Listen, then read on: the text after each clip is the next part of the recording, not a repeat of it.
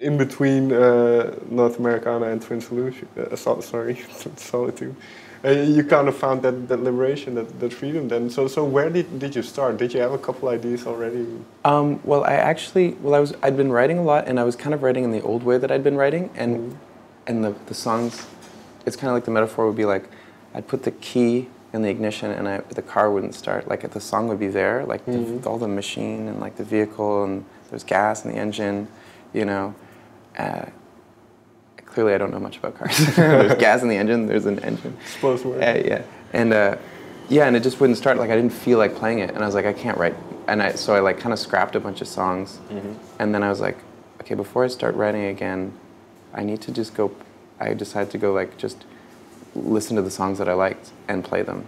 And so I like booked a couple gigs where I would just play like covers and like play them with the feel that I wanted and see how they felt. And I was like, you know, I did like a Kendrick Lamar song, you know, do like a couple Bob Dylan songs with a nice feel, do a couple Prince songs, and just be like, okay, what are these songs doing, and like how does it feel, and like figuring out which ones connected with me when I was playing them live, and then after that, for some reason, I just started writing songs that were like more me, like and I didn't overwork the lyrics or change lyrics that I thought were weird, and so it just kind of came out quite naturally, which was nice. And then they've been really fun to play so far.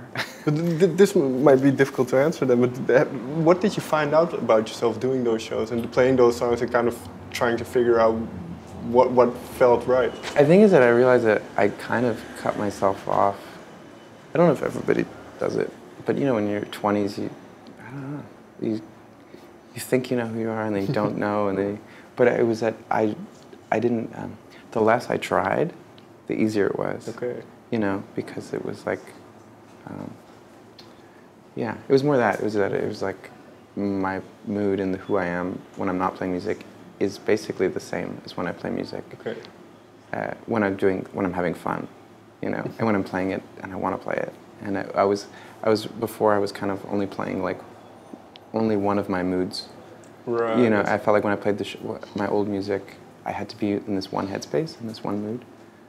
And so it was still me, but it wasn't completely me, and sometimes I wasn't in the mood to play my own songs. Sure. And so it was more like that. It's hard to explain, it's true. But yeah, just more open.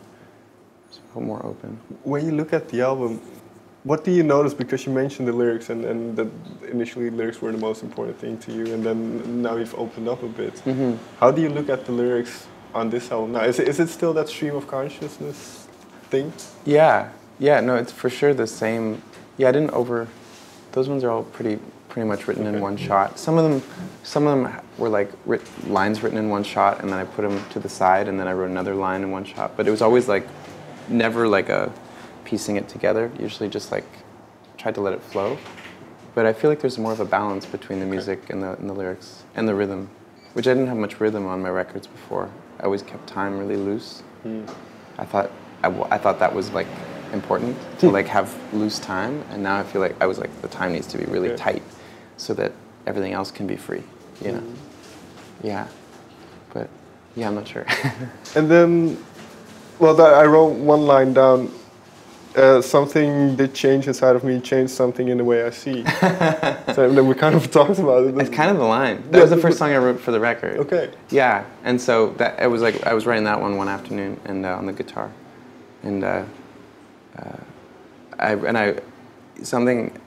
just was like playing this Bruce Springsteen, David Bowie riff, and all of a sudden it turned into this other thing, and I just wrote it down, and I wrote the song down the whole way through, with one extra verse that didn't fit the rhyming scheme, so I cut it, and then the song was done. Okay. And then, yeah, that was like, when you're writing a song, sometimes all of a sudden you notice that you're leaving the song, and that was the line that kind of broke it, and I was able to like end it. But yeah. In that sense, do you reflect oftentimes later on your lyrics and kind of notice certain things? Well, I was feeling this, or this was the mood I was in, or. Yeah, well, what's nice is when I remember reading this. For a little while, I was obsessed with Hemingway, and then I remember reading. There's this great book that's Hemingway on writing. Okay. And like he'll talk about like where to get good titles from, like, and he's like, oh, you gotta go, the Bible's great for titles, like he like loves it, and he like tells you like which, I think even like which books he likes in the Bible that are good for titles, and you know, and classic, you know, the classic iceberg metaphor of like, you know, make sure that like you cut everything so that people only see this, but you feel all the writing that you cut and all that stuff, which is all good advice. And then one of them was the only good writing is when he reads it, he sees something else in it that he didn't put there, and which just means that it was really natural. So then, you know, it's like a dream. Like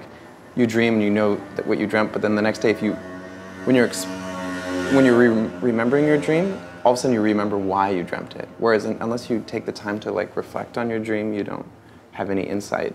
Sure. You know, and you're like, and the more you think about it, the, you know, truer it becomes. But yet, how did you not know the first time? So it's kind of that, like, so, like, if you write freely, I think you have an opportunity to understand yourself better, you know, later.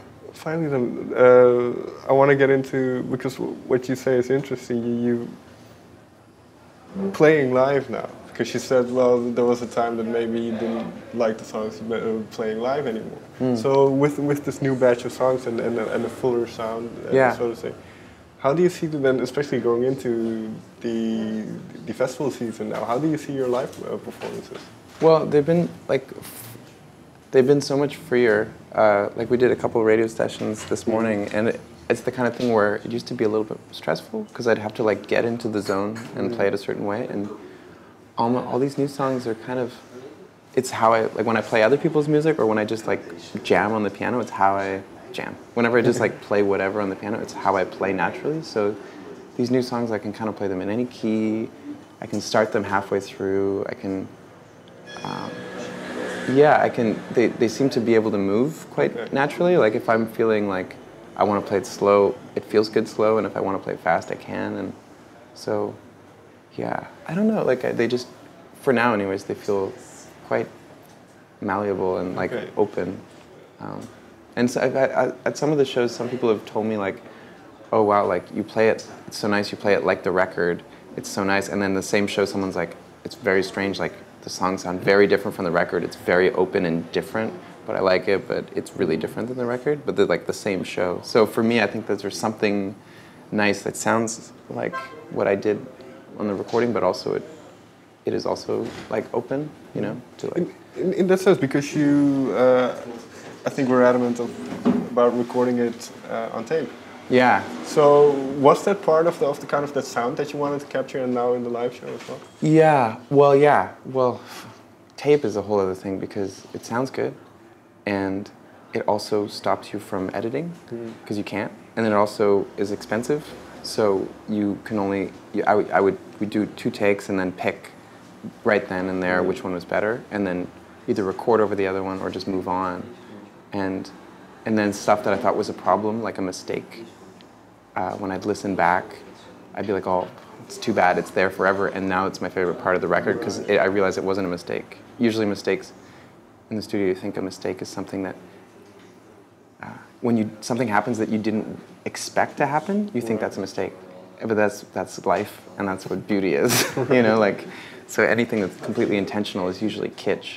So when you do something naturally and something, you know what I mean? So so it just feels, everything's better. So you end up keeping things that you would have gotten rid of, and thankfully, because it's on tape. And so live is just, I guess, an extension of that. But I don't think about it because I usually don't hear it again after, but like, anything I hate live, usually, given enough time, I find it interesting because I wouldn't do it that way again. Right. So then it's, yeah. But that's a good thing, right? To keep evolving. Yeah, and don't look back, you know, don't try to do something again. Yeah, because the second and third takes usually are not very good anyways because you're thinking about what you want to keep from the last. I was telling someone it's kind of like a conversation. It's like if you had a nice conversation with someone, you're like, let's do it again, but better. You know, like what are you going to do? Like touch on the same things again? Like you're going to try and remember what you said. You can't recreate that same... No, because the little moments that you have, the quick reactions, only later you realize that it's kind of interesting, but anyhow, I think, yeah. Leif, thank you very much for your time. Thank you for your time. Thanks. Thanks for listening to the record and all that.